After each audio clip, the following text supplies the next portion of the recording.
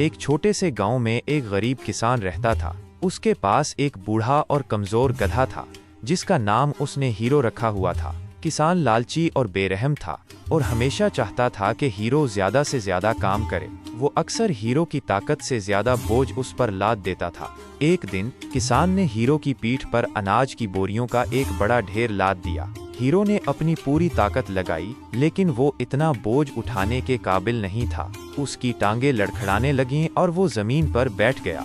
किसान गुस्से से पागल हो गया। उसने हीरो को खड़ा करने की बहुत कोशिश की लेकिन वो टस से मिस ना हुआ। किसान ने एक मोटी लाठी उठाई और हीरो को बेदर्दी से मारना शुरू कर दिया। बेचारा हीरो दर्द से चीखता रहा लेकिन जालिम किसान को उस पर जरा भी रहम न आया। मार मार कर किसान थक गया और हीरो वहीं जमीन पर बेसद पड़ा रहा।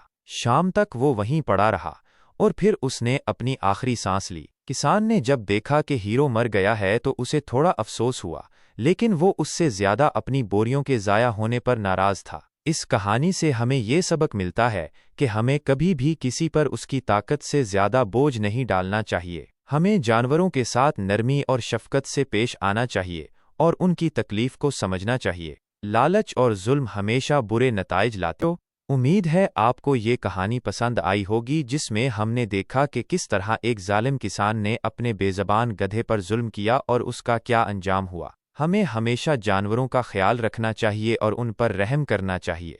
अगर आप भी किसी खास जानवर की कहानी सुनना चाहते हैं तो नीचे कमेंट बॉक्स में ज़रूर बताएं।